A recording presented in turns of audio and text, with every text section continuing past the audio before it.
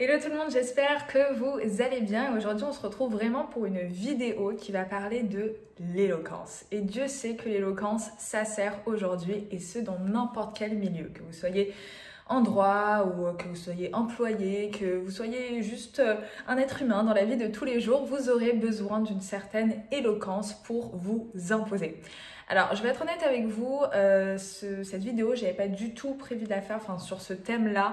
Ça m'est venu en fait parce que, pour ceux qui me connaissent, voilà, je suis étudiante en Master 2 de droit, en présentiel désormais, puisque j'ai fait toute ma scolarité par correspondance. D'ailleurs, pour ceux et celles qui sont intéressés, n'hésitez pas à checker ma chaîne YouTube qui en parle.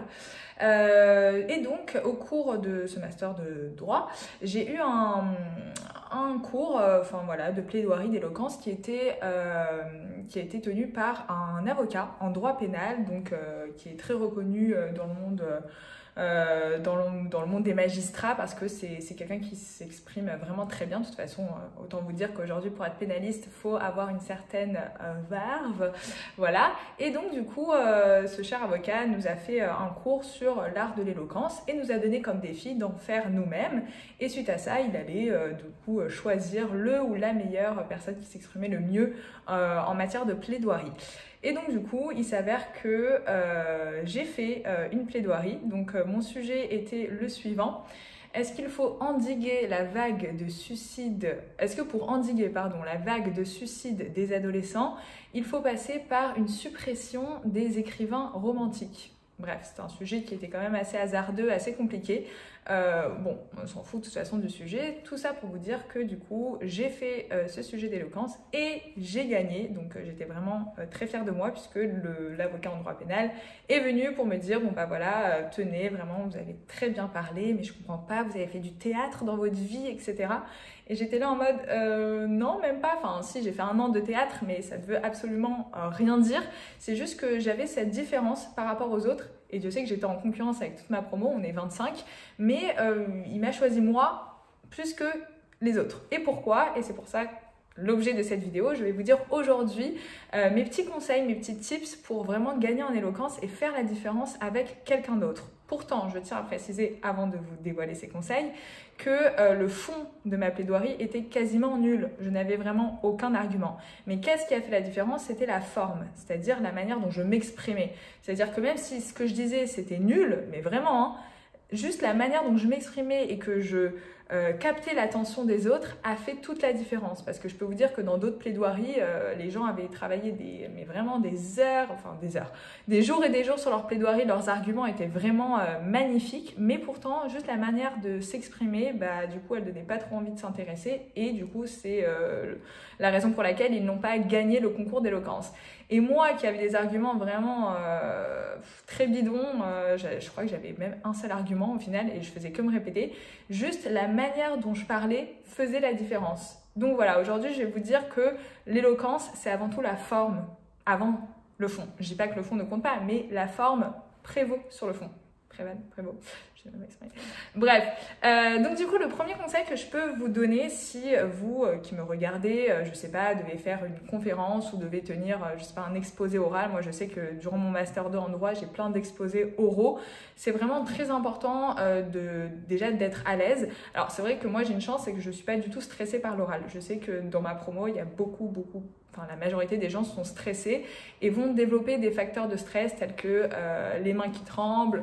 Le pire, je pense, c'est la voix qui tremble, parce qu'à la rigueur, les mains qui tremblent, on peut les cacher derrière son dos, mais dès qu'on a la voix qui tremble, ça, c'est difficile de le cacher. C'est vrai que moi, même si je suis à l'aise à l'oral, il y a quelque chose qui trahit mon stress, c'est que ma bouche s'assèche. Voilà, donc je pensais qu'au départ, c'était avec le masque, mais au final, même quand j'ai enlevé le masque, ma bouche était asséchée. Donc ça aussi, c'est un symptôme du stress, mais vraiment... pour déstresser, si je pourrais vous donner un conseil, c'est vraiment de vous dire que les personnes qui sont face à vous, voilà, c'est des êtres humains comme n'importe qui. Voilà, il faut déstresser, que à partir du moment où vous êtes sûr de ce que vous allez présenter, on s'en fout des gens, ce qu'ils vont penser ou pas penser, c'est votre truc.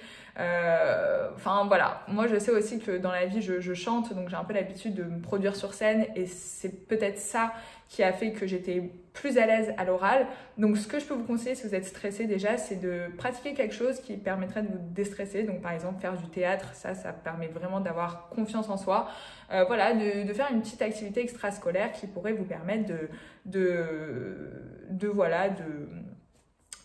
d'être plus extraverti, on va dire, à l'oral. Je pense pas que le fait d'être à l'aise à l'oral, ça dépend de la confiance en soi, parce que moi, je suis pas la personne qui a le plus confiance en elle. Pourtant, je suis à l'aise à l'oral, donc ça ne veut rien dire. Hein. C'est pas parce que vous n'êtes pas à l'aise à l'oral que vous n'avez pas confiance en vous. Pour moi, c'est deux choses complètement différentes. Non, c'est juste que vous stressez par rapport à la personne qui est en face de vous. Franchement, pas la peine parce que moins vous allez stresser, plus votre oral va être de qualité. Donc vraiment, déjà le stress, on le met à part. Donc déjà, mon premier conseil, c'est au niveau de la voix. Alors ça peut être très bizarre comme premier conseil, mais c'est vraiment véridique. C'est la tonalité en fait de la voix. Donc là, par exemple, vous voyez, je vais avoir différentes manières de parler. Là, je vais vous parler comme ça, donc... Hier, j'ai fait du shopping, nanana. Et là, je vais vous parler comme ça. Hier, j'ai été là. Est-ce que vous voyez la différence entre la la la la et la la la la? Donc, dans la deuxième façon de parler, je vais vraiment... En fait, ma voix va changer parce que je vais vraiment appuyer. Et ça, c'est la même chose en chant. Par exemple, je ne sais pas si vous chantez... Et là, je chante... Donc, vous voyez, en fait, ça part du ventre. Vous allez soit avoir une voix qui part de la gorge, donc qui va être un peu petite, nanana, et une voix qui va plus s'affirmer.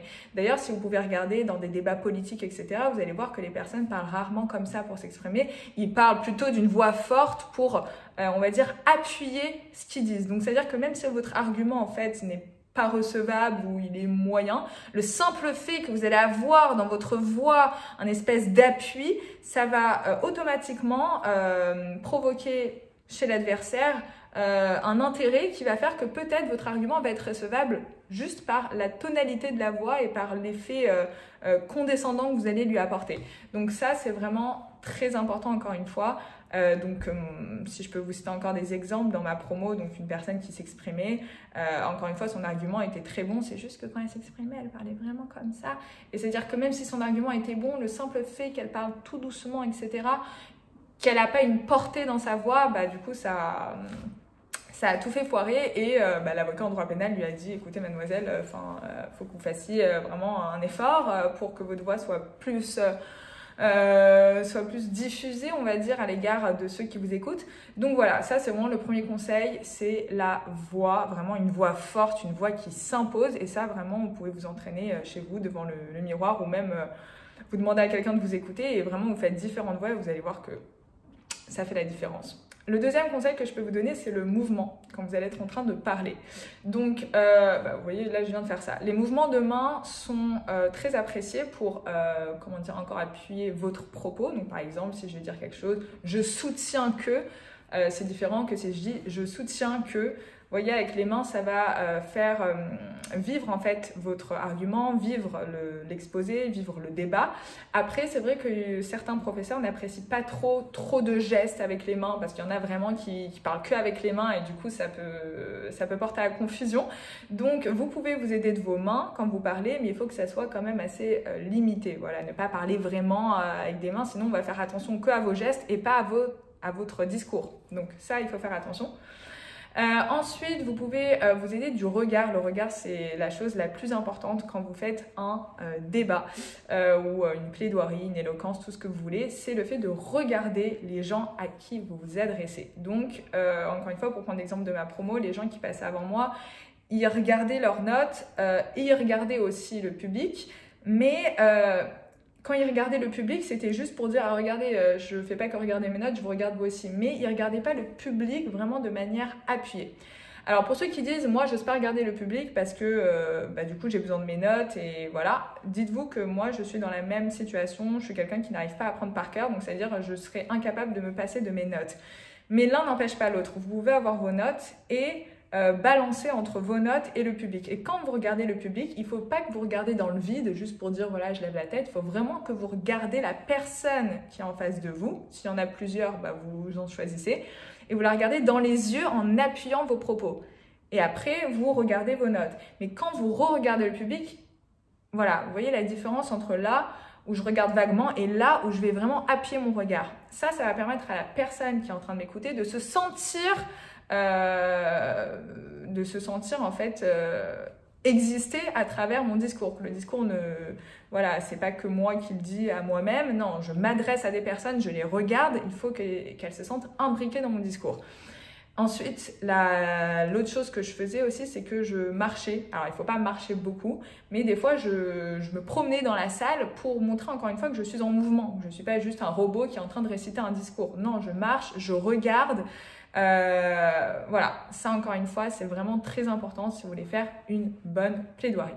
Et enfin, la dernière chose que j'ai à vous conseiller, si vous voulez vraiment, encore une fois, réussir à la perfection votre discours, c'est de faire participer le public. Alors ça, c'est vraiment quelque chose que les gens apprécient. C'est quand vous sentez, c'est quand ils sentent encore une fois que ils sont pas là devant une personne qui fait un monologue éternel. Non, ils veulent que vous les stimuliez à travers des interactions. Donc moi, ce que je faisais dans mon discours, c'est que je leur posais des questions. Je leur dis, est-ce qu'il y a quelqu'un qui pense ça? Non. Est-ce qu'il y a quelqu'un qui pense que ça, c'est faux ou que ça, c'est vrai? Non, personne. Donc là, vous voyez, c'est un peu des questions que je pose pas vraiment parce que je savais que personne n'allait me répondre. Mais le simple fait de dire « vous », eh ben, le public, il se sent imprégné, il se sent, là, je cherche le mot, il se sent participer en fait.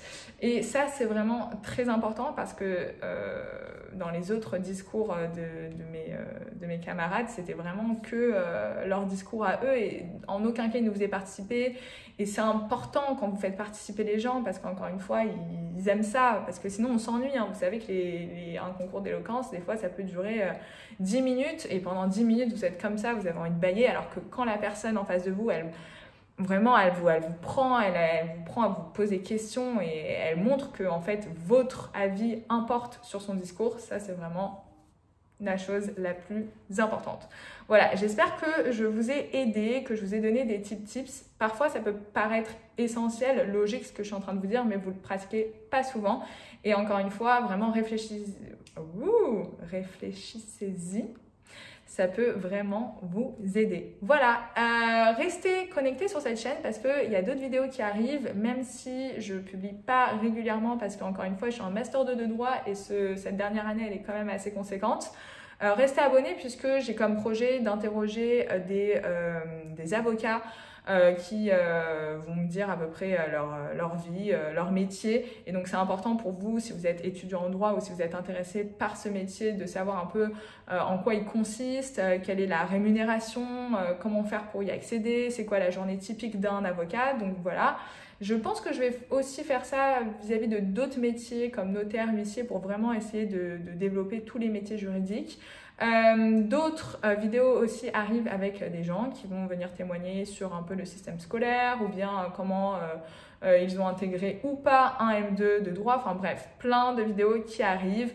Donc vraiment, j'espère en tout cas que le contenu vous plaît et je vous souhaite à tous une excellente journée ou soirée. Ça dépend de quand vous me regardez.